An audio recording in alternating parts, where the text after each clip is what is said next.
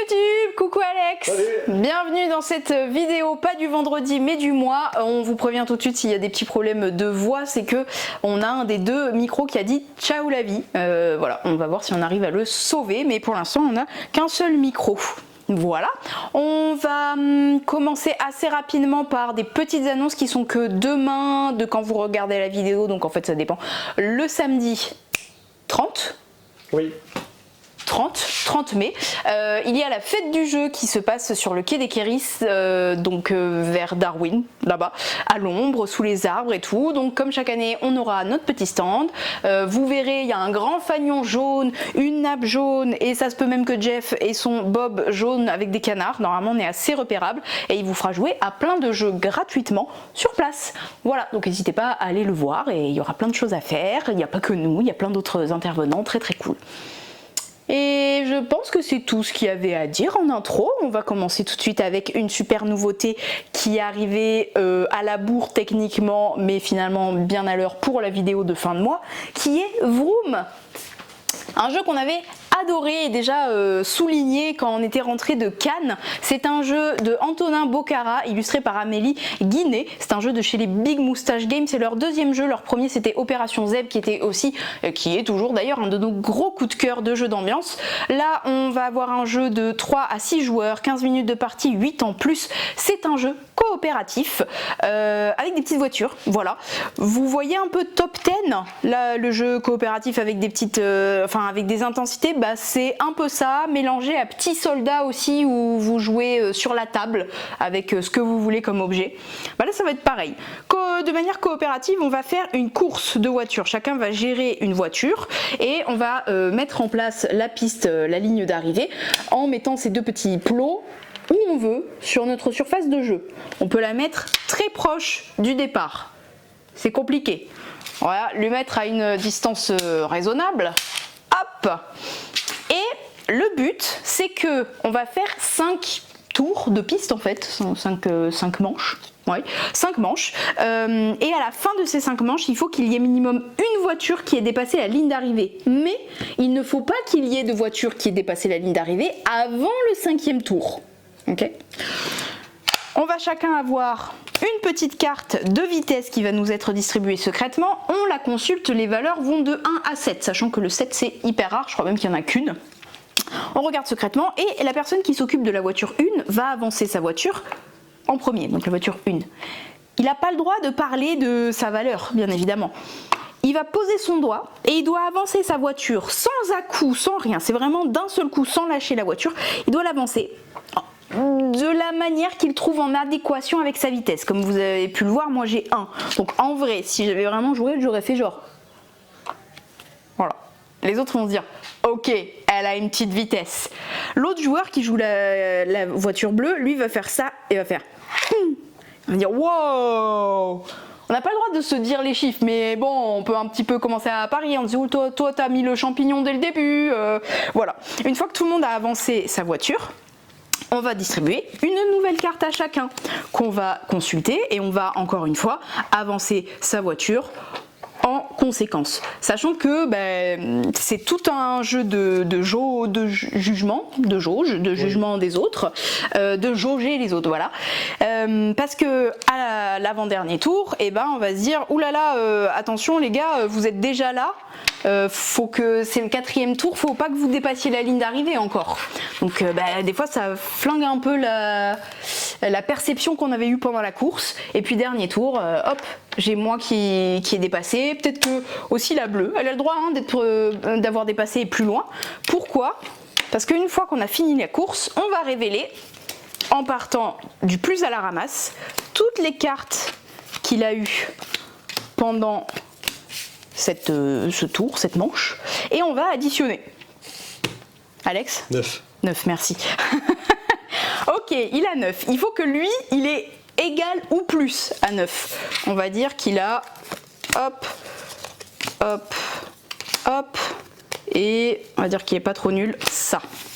Alex? 14. 14, wow, 14 et il est que là, avant-dernier. Il faut que... Je dis n'importe quoi, pardon. C'est 16, pardon. C'est pire. J'avais pas vu le 3 là-bas. Et là, Ça, c'est la voiture rouge, attention. On a 15, 18, on a 20. Ok, et ça veut dire que le bleu, il faut qu'il ait 20 ou plus. Imaginons, il a ça. Hop. Bah, c'est bon. Alors là, c'est bien, on a gagné. Ça fait 22. Mais, imaginons, il a fait ça, le loulou. Haha, perdu. On est d'accord. Mon compteur me confirme. On a 3 roues de secours pour toute la partie qui sont en fait nos vies. Donc là, bah, on a perdu une vie parce qu'on s'est trompé une fois, un peu comme les cacas dans Top 10. Et on va reprendre au tout début de la course. Hop. Et le premier joueur, celui qui avait la voiture 1, passe au prochain joueur et il devient le techniquement 4. Oui. Hop. Et on tourne comme ça. Parce que c'est pas la même chose en vrai de jouer en premier. Parce qu'on va beaucoup imposer notre rythme aux autres et il faut qu'on se cale par rapport aux autres alors qu'on joue avant tous les autres. Donc c'est hyper dur. Sachant que aussi, à chaque début de nouveau tour, à partir du 2e. Nouvelle manche, merci. Si. Tour, ouais, on va dire manche. Une manche, c'est 5 tours, et on va dire qu'il y a 3 manches.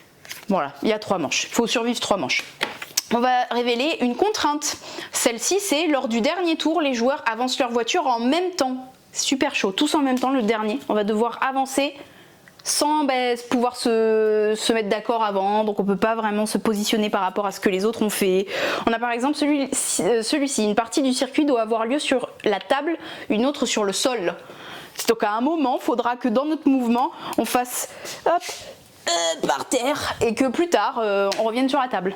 Vous en avez qui vont vous demander de prendre des objets, n'importe lesquels, à mettre au milieu de votre piste et il faudra que votre voiture fasse le tour ou touche. Et vous avez plein de choses comme ça, sachant que à partir de la manche 2 et 3, les cartes que vous révélez, elles s'accumulent. Donc la manche 3, tu as 2 cartes à respecter. Exactement, j'ai celle où on avance tous en même temps en dernier et on doit aller par terre.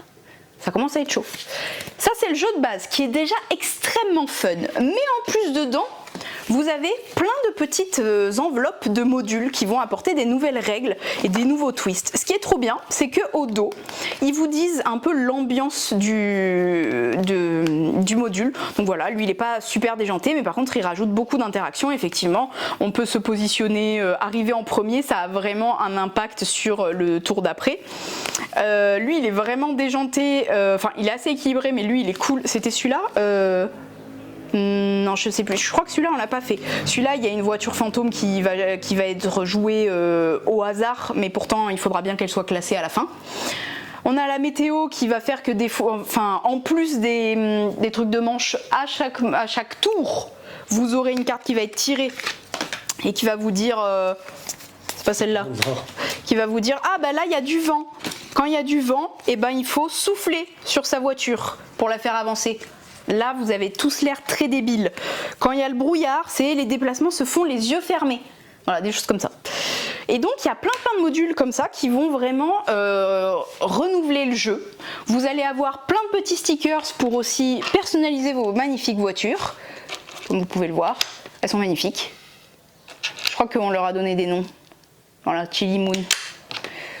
Et voilà, ça n'a aucun intérêt à part que c'est extrêmement stylé de pimper ces voitures.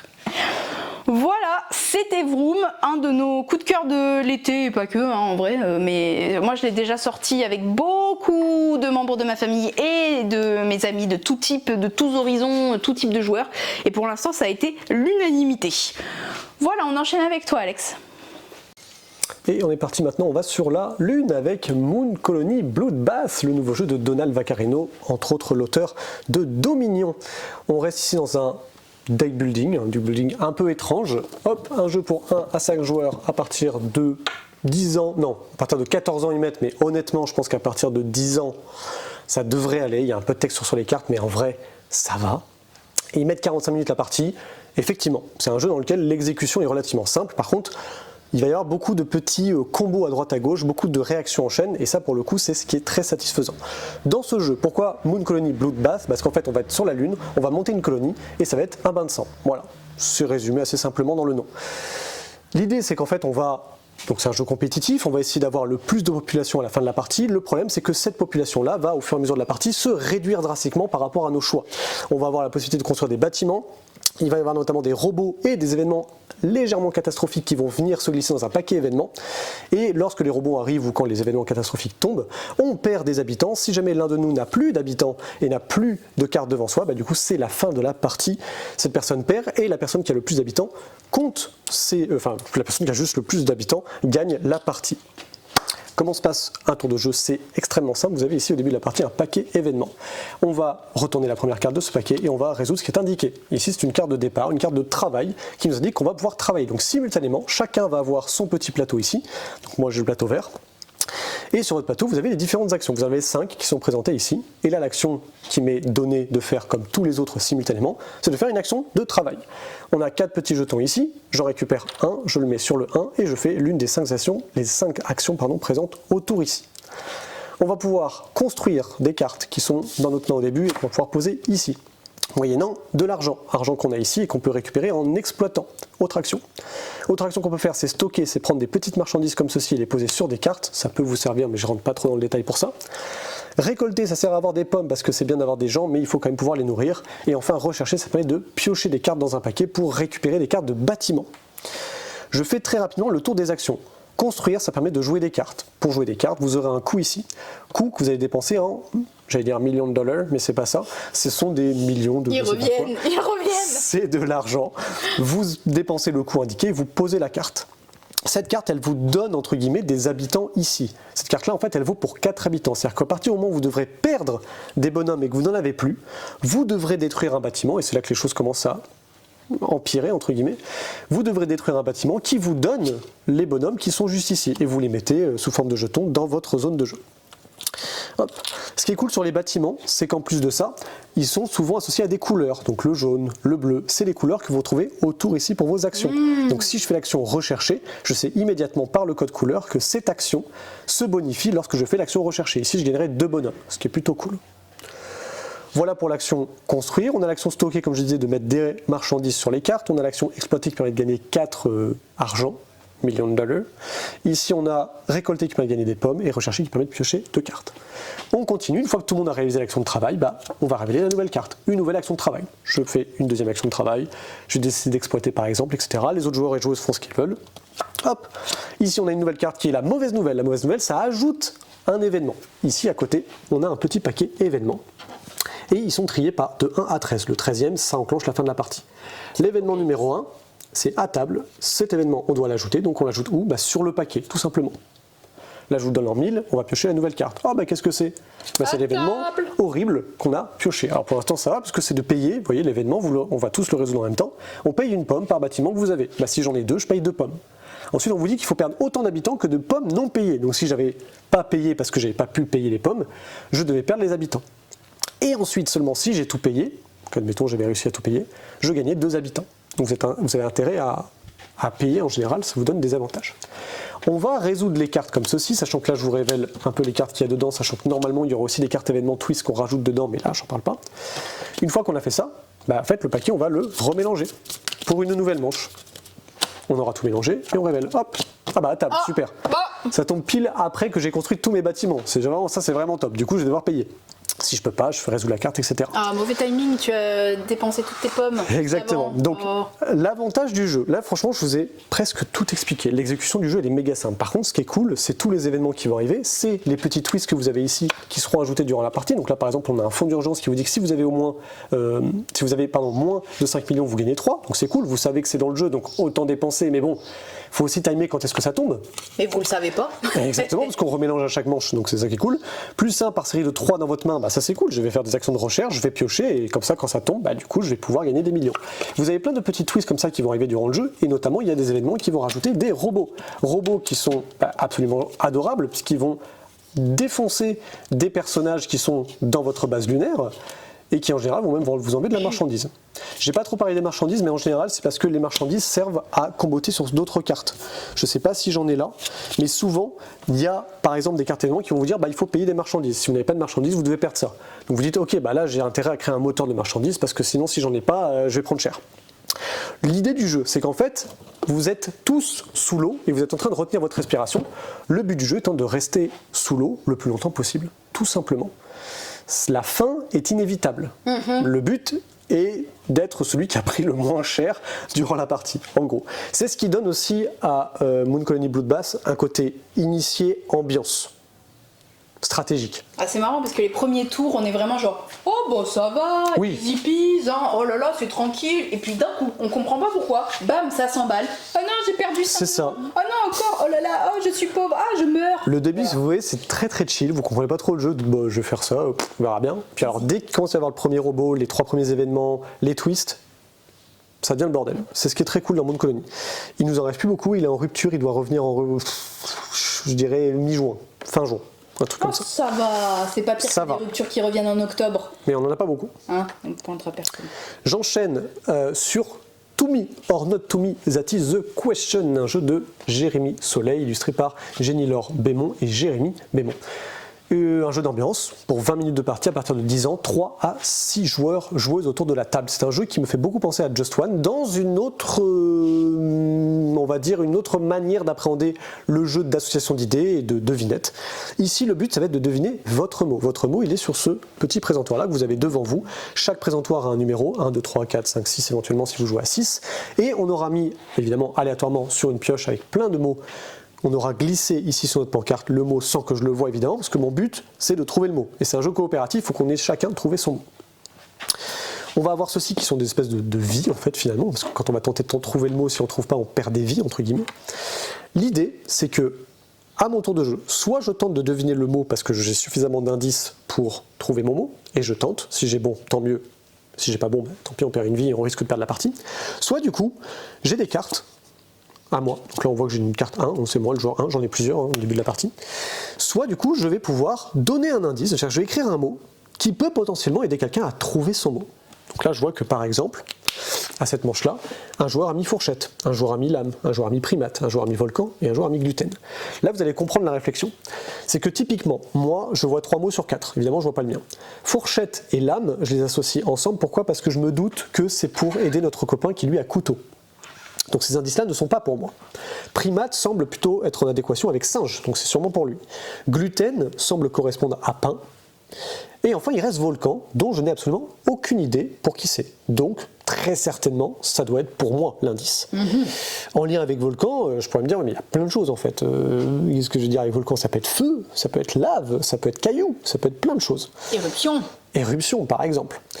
Donc, soit je tente de deviner et là je dis, bah c'est simple, volcan le mot est pour moi, il n'y a aucun doute, c'est lave le mot. Waouh. Yeah, je suis trop fort, j'avais pas regardé avant la vidéo.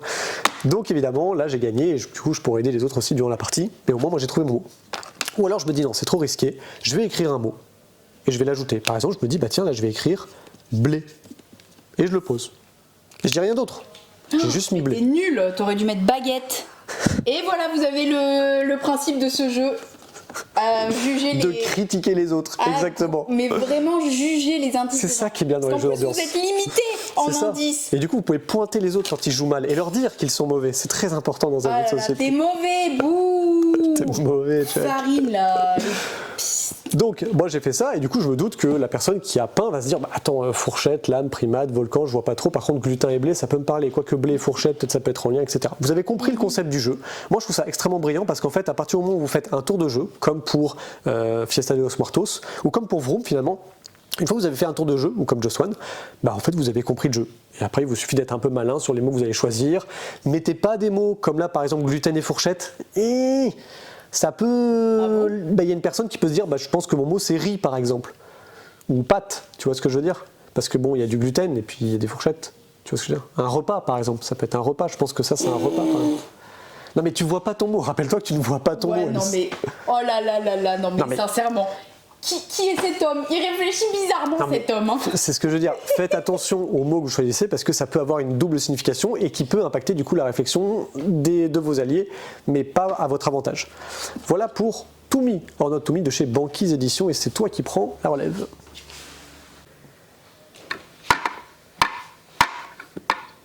Tilt and Punch Out, c'est un jeu de chez les Banjo pour 10 ans plus, 30 minutes de partie de 6 joueurs. Ça a beaucoup buzzé sur les réseaux et nous on avait beaucoup aimé quand on y avait joué à Cannes avec notre commercial Corentin. Coucou Corentin. Qu'est-ce que ça va être? C'est un jeu soit d'affrontement en duel, soit en équipe. On va avoir un petit bidule comme ça là, qui se balance. Et notre but, ça va être de gagner le plus de cartes possible. Alors, il y a sûrement une fin de jeu, mais on s'en fiche un peu. C'est un jeu d'ambiance. Vous pouvez dire le premier a 10 cartes à gagner ou 2 cartes si vous en avez marre. Bref. Le joueur actif va piocher 3 cartes et en choisir une des 3 qu'il va révéler. On va jouer avec Star de la télévision. Maintenant qu'on a notre thème, je vais me munir de cette magnifique bille. Il y en a une de rechange dedans, ils y ont pensé. Et je vais la mettre au milieu, en essayant que le truc soit bien équilibré et que ça reste au milieu. Et le but va être de ramener la bille de son côté. Ok, que ça tombe dans notre petite rigole personnelle. Chacun notre tour, on va annoncer du coup ici une star de la télévision. Je commence, je vais dire Cyril Hanouna. Ah, télévision comme ça, pas film du coup. Ouais, télévision. Ah mais attends, mais moi j'étais pas du tout star de la télévision, mais c'est chaud. J'en sais rien. Pourquoi c'est le seul gars qui me suis venu en tête? Oublié. Ah oui, mais les stars de la télévision ça peut être ça effectivement. Moi je croyais que c'était vraiment film, série. Télévision, vous voyez, c'est un jeu à débat. On n'aurait pas cru, hein, mais c'est un jeu à débat. Ah, mais star de la télévision, j'ai personne, genre Minimatique. Maïté. Ah là là. Dorothée du club Dorothée. Est-ce qu'on est vieux? Pas du tout. Et ben techniquement j'ai été largement la plus rapide, donc j'ai gagné la bille, donc j'ai gagné cette carte. On prend 3 nouvelles cartes. Je vois un autre thème là que je puisse quand même jouer. Oui, d'accord. Alors attends. Hop. Tu choisis lequel parmi ces 3? Je suis sûre il va prendre la musique. C'était sûr. On joue avec titre de chanson. Hop. Vous voyez, ce qui est très bien fait aussi, c'est ces petits bidules là qui sont en dessous. Vous voyez, j'ai écrasé Alexandre, donc j'ai gagné. Et ben, il y a des petits bidules en dessous qui se bougent. Quand ils sont là, ça fait que la pente est extrêmement raide et donc la bille descend très vite. Et bien, pour rendre la chose moins difficile, je vais pouvoir mettre des petits, avancer les picots pour que la chute soit de moins en moins raide et donc aider la personne plus nulle. Parce que du coup, comme la chute est moins raide, la bille elle galère un peu à descendre. Ok?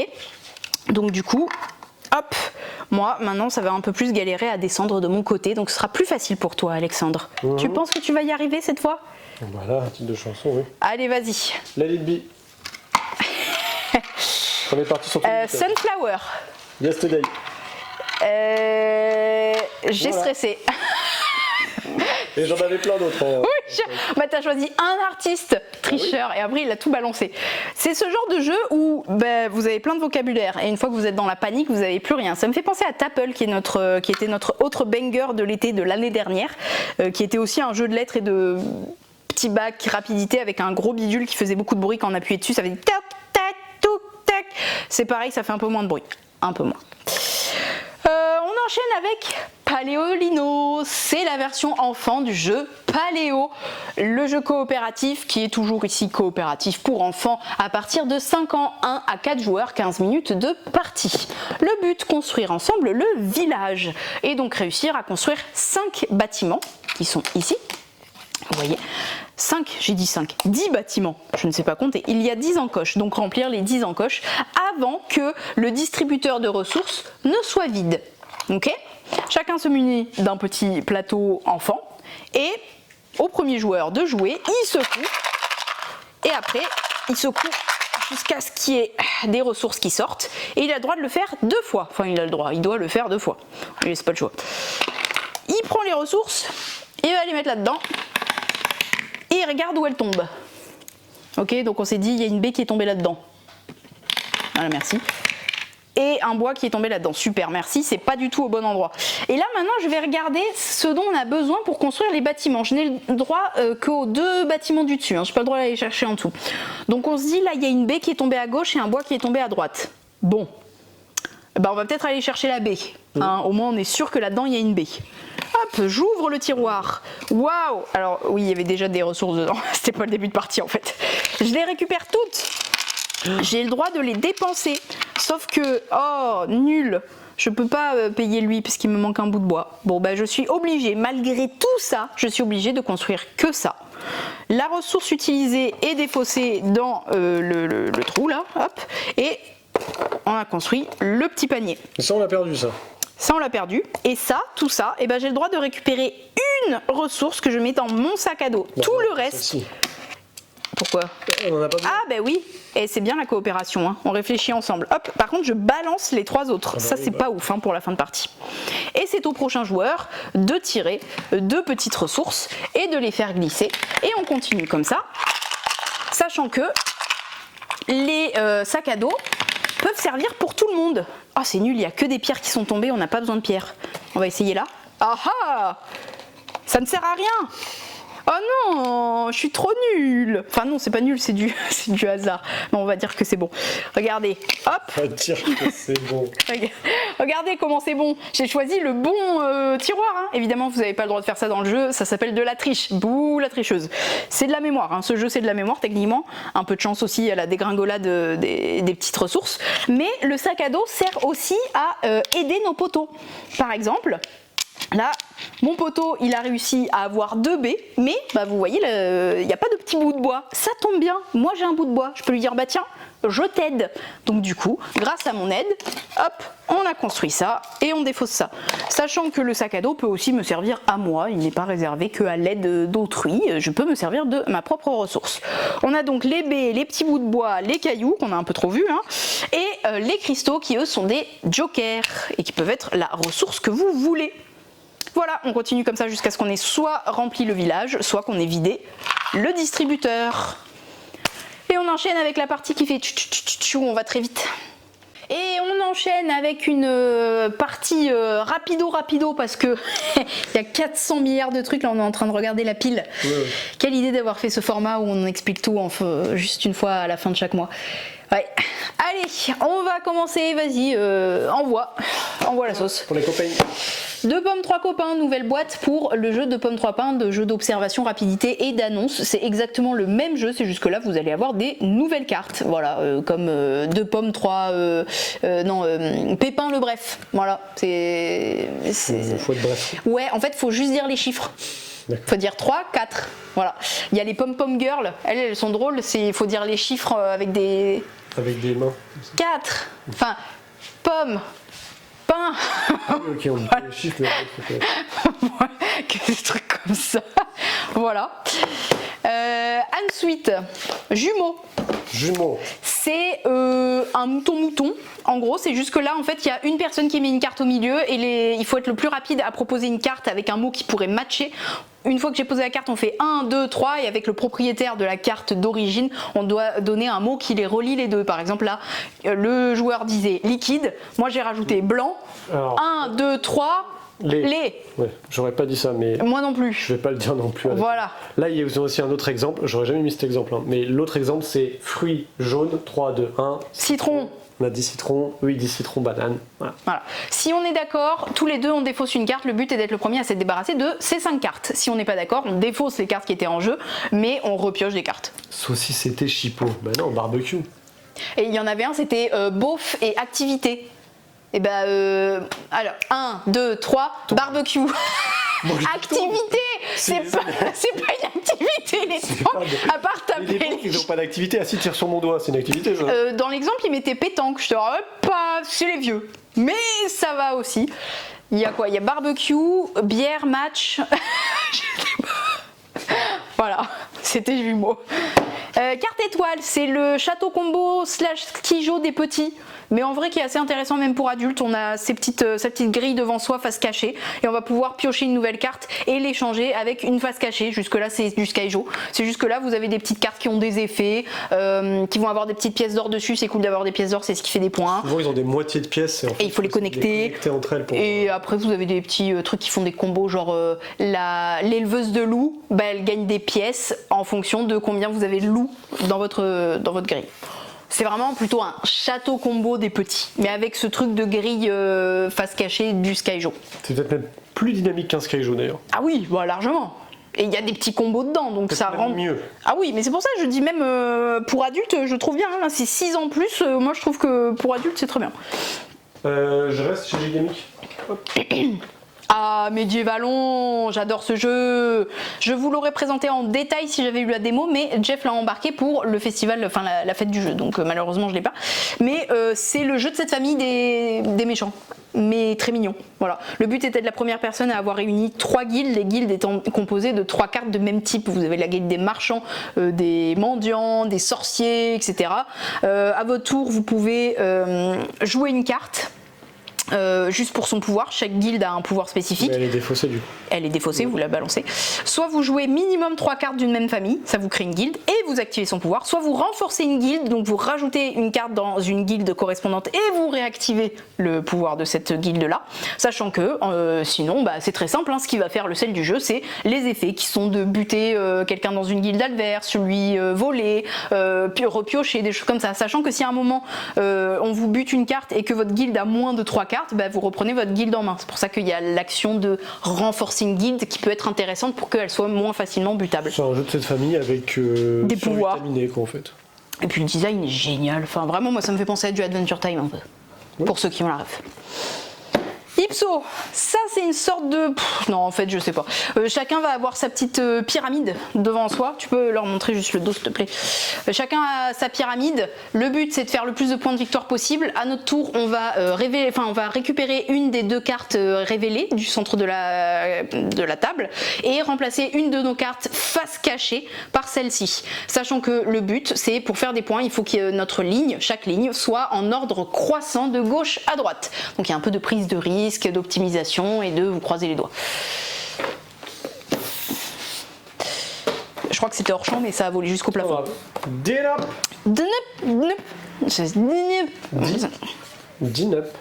Dit comme le D. Dit comme le D. N parce qu'un U à l'envers c'est un N.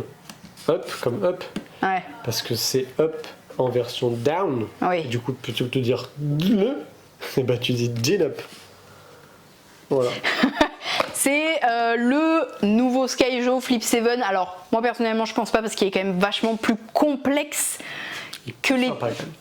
Il a un twist du coup, il est plus complexe, donc c'est pour ça qu'il sera pas au même niveau que le top vente Flip 7 et Skyjo qui vraiment vous le sortez et vous y jouez. Lui il y a un petit twist, rien que pour le pitcher c'est un peu chiant, c'est que vous avez des cartes en main, tiens va leur montrer au moins les cartes. Oui. On a les cartes sorties. Tu seras surprise de où il est placé dans le top vente. Oh waouh, on verra ça plus tard, mais spoiler. Vous avez des cartes qui vous voyez sont en haut en bas, il y a 2 valeurs, un peu comme Chouiner, ça fait penser à Chouiner, hein, ce machin. Et à votre tour, vous allez pouvoir jouer des cartes devant vous. Si vous jouez, vous devez faire une combinaison plus forte que le précédent.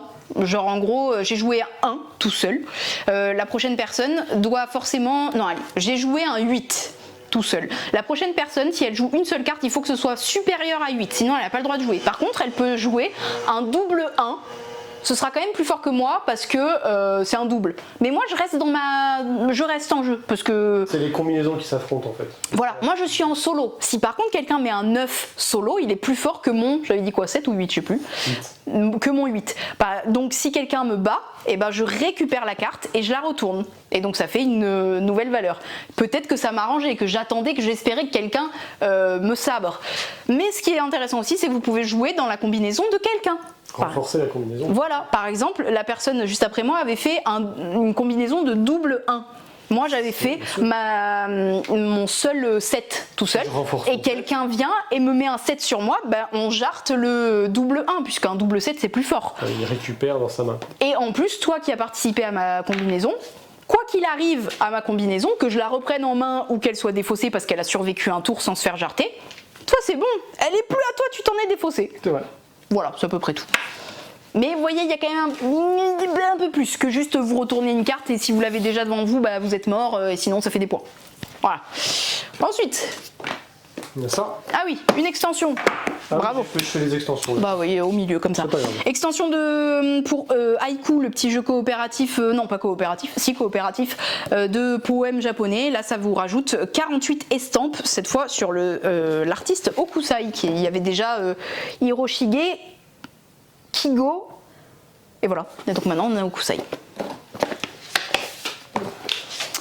Extension Cardia.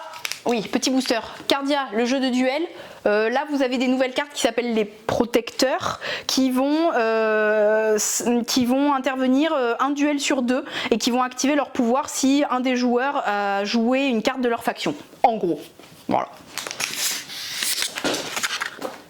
Wingspan, extension Amérique. Alors, il ne le précise pas, mais c'est Amérique du Sud. Parce en vrai, on avait déjà Amérique, il me semble. Ah bon? Ah non, c'était Océanie. Oui, c'est Océanie. Ouais. Océanie et Europe. Bah là, c'est Amérique, mais du Sud. Les colibris sont à l'honneur, ça rajoute des nouvelles mécaniques qui apparemment rajoutent beaucoup d'interactions. Et ils ont carrément un petit plateau, des cartes spéciales et un tapis. Rien que pour eux, les colibris. Voilà. Et après, vous avez des nouvelles cartes d'oiseaux avec leur petit scoring spécifique. Mais apparemment, celle-là, je vous dis apparemment parce que je n'y ai pas joué, est vachement sur les colibris et l'interaction. Next. Botswana. Il y a l'envers. Oui. Tiens, tu peux aller le montrer. C'est un dont vous avez parlé en rentrant de Cannes, qu'on avait beaucoup aimé. C'est un jeu de majorité, d'opportunisme et de sale coup. À votre tour, vous récupérez une carte du dessus d'une des pioches d'animaux. Non, c'est pas ça? Non, on joue une carte de notre main.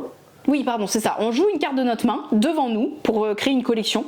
Et je vais prendre un animal au milieu. Genre, je sais pas, je joue une carte, un lion, et je prends la girafe, parce qu'elle est belle, la girafe. Et c'est au prochain joueur, sachant que la carte qui est jouée, c'est celle qui va induire le score de celui qui aura le plus de pions de cette famille. Non, c'est pas forcément plus, c'est juste qu'en fait ta valeur de carte détermine la valeur du pion en question. Tu joues un 5 lions, pour l'instant les lions valent 5. Oui, c'est Comme vrai. les cartes qu'on va jouer vont s'empiler, si à la dernière manche quelqu'un joue un 0 lion, bah tes 3 ou 4 lions que tu as récupérés, Ils valent 0. Ouais.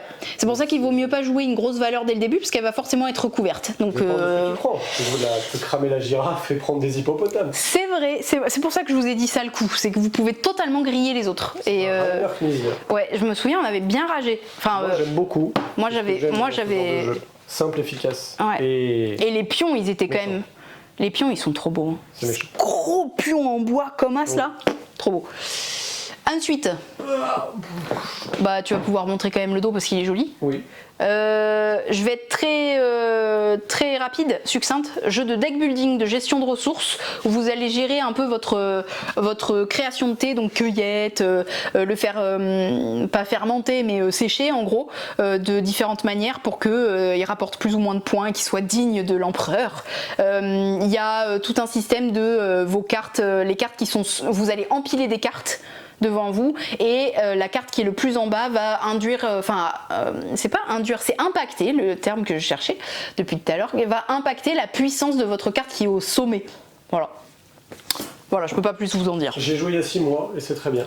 Ah ouais, tu peux pas plus dire que moi. Alors, bravo. Moi j'ai dit alors que j'ai pas joué. Je vais rentrer trop dans le détail et ça va être trop long.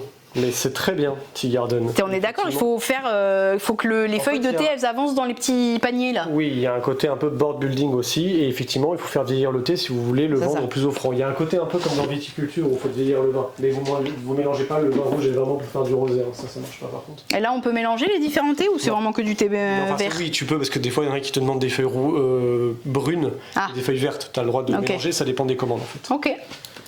Gestion de commande. Hein.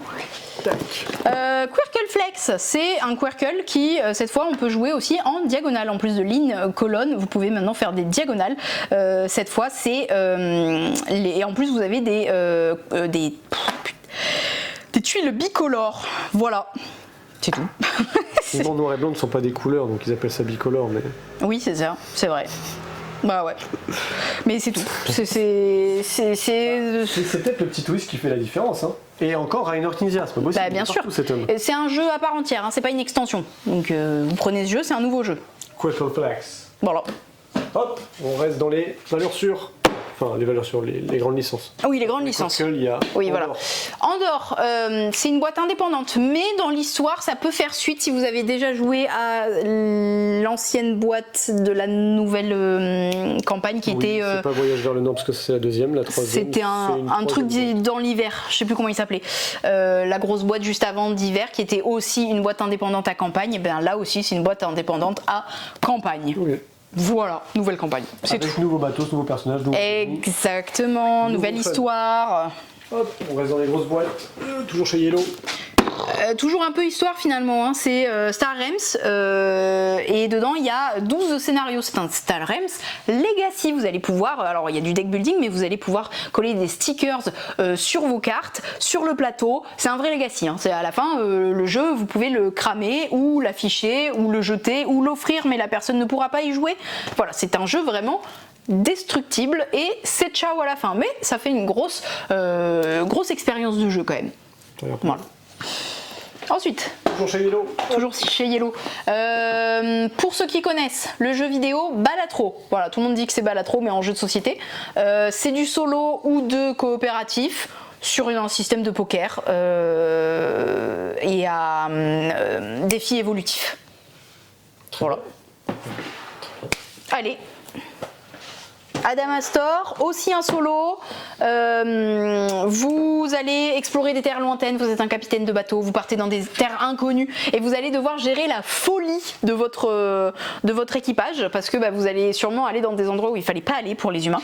Donc du coup c'est un jeu de gestion de main, de deck building techniquement, où vos cartes vont vous permettre de naviguer, mais aussi elles vont vous servir de ressources et aussi de quoi gérer la folie de votre équipage.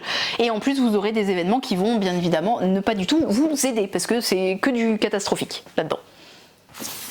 On continue avec Hot Streak, un jeu avec des méga figurines à l'intérieur. C'est un jeu de course complètement diabolique, complètement chaotique, dans lequel vous allez miser sur la mascotte qui va gagner la course. C'est une boîte aussi où le plateau se déroule à l'intérieur. Si tu tournes la boîte, tu vois, il y a une petite languette. Ça, c'est le plateau. Vous déroulez ça, ouais, et après vous allez le faire avancer aussi. Voilà, on va tourner ça. Vous avez chacun une mascotte, enfin, ou du moins vous allez miser sur l'une des 4 mascottes que vous pensez gagner. Vous avez des cartes que vous mettez au centre de la table dans un même tas de cartes. Ensuite, on mélange tout ça après avoir misé sur la mascotte qu'on pense gagner.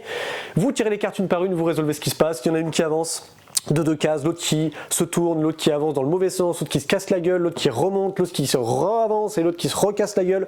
C'est un gros bordel. C'est un jeu fun. C'est un jeu complètement débile, mais c'est un jeu dans lequel il faut miser sur la bonne mascotte. C'est tout. On enchaîne sur un jeu aussi très efficace qui s'appelle Dice Pool Party. C'est un jeu d'ambiance dans lequel cette boîte-ci, vous aurez des dés à l'intérieur de plein de couleurs et de plein de tailles différentes. Vous allez à chaque manche du coup secouer la boîte, à boîte fermée évidemment. Ensuite vous allez révéler.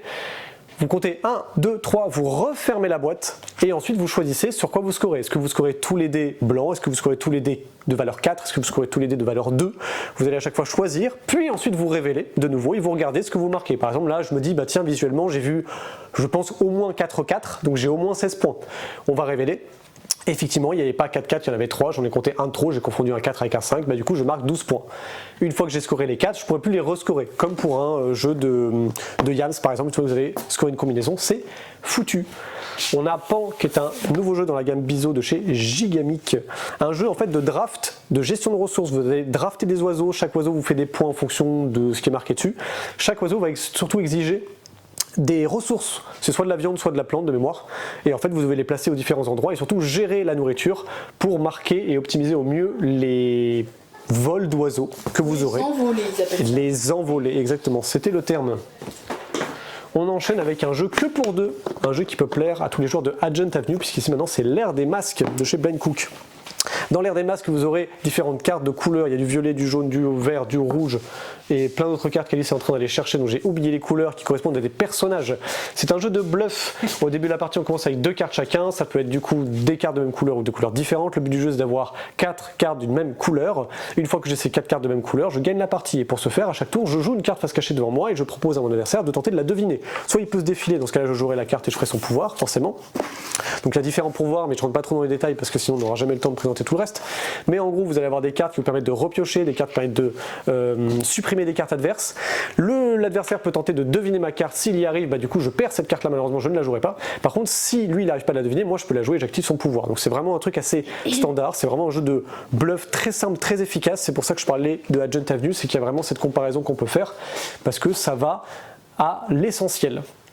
On enchaîne avec un jeu qu'on n'a pas tout à fait reçu, mais qu'on espère avoir reçu. Botswana non plus, au moment où on tourne la vidéo, on l'a pas reçu. Voilà, on les a pas tout à fait reçus. Mais peut-être qu'au moment où vous regardez cette vidéo, on les a en boutique. N'hésitez pas, comme d'hab, appelez Voilà, ça faut pas hésiter. Pas en star parce que je suis en cours, donc je saurais pas. Voilà. Je suis pas sur place, donc je saurais pas ce qu'il y a. Appelez en boutique. Tout à fait.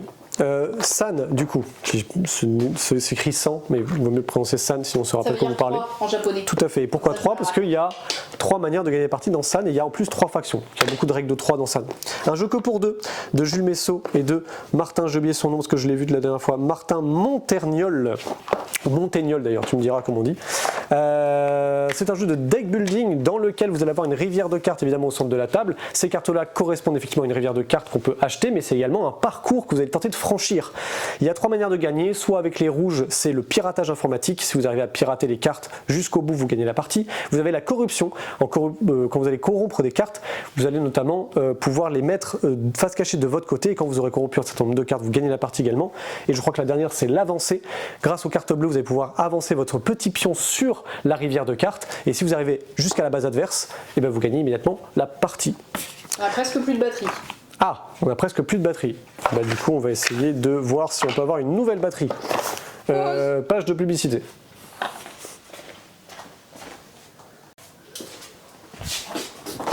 Vas-y, on voit. On enchaîne avec Propolis, un jeu de placement d'ouvriers, de gestion de ressources et de construction. On joue d'un clan d'abeilles et on va essayer de se positionner sur différentes cartes qui correspondent en fait à un plateau et qui nous permettent de récupérer des ressources. Ce plateau a une importance également pour la majorité parce que ça va permettre de rapporter des petits bonus si on est majoritaire. Ces ressources qu'on prend, ça sert à quoi ? Ça sert à les dépenser pour construire des bâtiments et ces bâtiments-là nous octroient des points de victoire. C'est extrêmement simple à prendre en main en termes de réflexion, c'est un peu plus dur. Pour ceux qui aiment Château Blanc notamment, ça peut être une belle proposition pour vous. First Giant, c'est un jeu de collection, c'est la réédition de, rappelle-moi, Elysium. Oui. Voilà, la réédition de Elysium pour ceux qui connaissent, les plus vieux d'entre vous en tout cas. First Giant, là pour le coup, on est sur une thématique où on va récupérer des fossiles de dinosaures qu'on va placer au-dessus de notre plateau. Avec des actions, avec une action, on peut récupérer des cartes et avec une autre action, on va pouvoir les balancer sous notre plateau. Et notre plateau nous permettra justement de comboter les différentes les expositions qu'on va avoir dans notre musée. Et ces expositions, du coup, vont marquer des points en fonction des séries. Soit vous arrivez à faire des séries de même valeur mais de couleurs différentes, ou alors de séries de suites dans les mêmes couleurs. Et on enchaîne avec Pénombre, le JDR qui est un coffret complet, c'est la réédition de Agone, tiré du roman de monsieur Mathieu Gabory. On a la suite une campagne en fait pour le jeu qui s'appelait Voltige, voilà, où on joue des voltigeurs, donc des gens dans les nuages et dans les aéronefs. Donc ça c'est une campagne complète. Là-dedans aussi, vous avez une campagne complète, vous avez les règles, etc. On a aussi Mémoire d'une chamane. Hop, par Fanelia, qui est un grand livre d'histoire et d'énigmes, comme elle sait si bien le faire, voilà, avec... Il y a aussi des énigmes sonores dedans, voilà, je ne sais pas comment. Attention, il y a une feuille qui va glisser. Voilà, donc comme d'hab, c'est magnifique. Je n'ai pas essayé parce que j'ai déjà essayé la clé de Fanelia. J'ai jamais réussi. Je suis très nulle en énigmes, donc du coup la clé de Fanelia, j'ai juste lu pour l'histoire, qui était très jolie. Sur le petit fantôme, c'est Fanelia aussi, l'histoire du fantôme ? C'est Fanelia aussi. Magikarta, ça va, on a moins galéré. Parce que c'était marqué 9 ans et plus. La grosse campagne pour Horror à Arkham, là vous allez en Antarctique sur les traces d'une expédition qui a disparu. Donc dedans vous avez plein de nouvelles mécaniques pour gérer le froid, des nouveaux types de folie, etc., etc. Vous avez les pré-tirés dedans, tout ça. Monster Heart, deuxième volume, encore plus gros que le volume de base. Dedans vous avez un nouveau cadre de campagne et des nouvelles mus, 16. Les mus c'est les races, en gros des personnages. Et vous avez plein de conseils pour faire encore plus de drama dans ce jeu de rôle inspiré de Buffy, Twilight, X-Files, Charmed, ce genre de truc. Voilà. On va faire les retours en stock rapidement. Ouais. Et on a le Pandemic System dans l'univers du Seigneur des Anneaux et narratif en plus. On a Viticulture, le gros jeu de gestion de vin dont tu parlais tout à l'heure d'ailleurs, pour le comparer à Tea Garden. On a Fromage, placement d'ouvriers et gestion de fromage aussi, de maturation de fromage. On a beaucoup de jeux sur la maturation d'aliments. Et Moustache, le jeu de pli avec des petits gages contraintes entre chaque manche. On a oublié des trucs pour le JDR. Regardez-moi cette dinguerie qu'on a eue. Ceci est un écran de jeu générique. Donc voilà, qui s'ouvre comme ça, en bois. Il est trop beau. Derrière, voilà, ça ressemble à ça.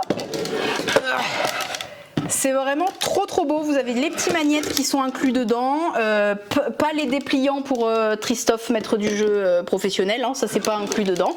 Vous avez qu'à venir chercher les vôtres vous-même. Donc voilà, ça c'est genre méga beau. On nous demandait souvent en plus des écrans génériques. Donc voilà. Hop, on a 2 types de bourses AD, des nouvelles bourses AD. Hop là, avec les gros dés comme ça. Et en plus maintenant on a le vert. Le vert clair, il se fout de ma gueule. J'ai paniqué, ok, je voulais pas faire tomber ça. C'est bon, on a tout fini et on a encore 2 secondes de batterie, juste assez pour vous dire à bientôt chez Jeux des Cartes Bordeaux.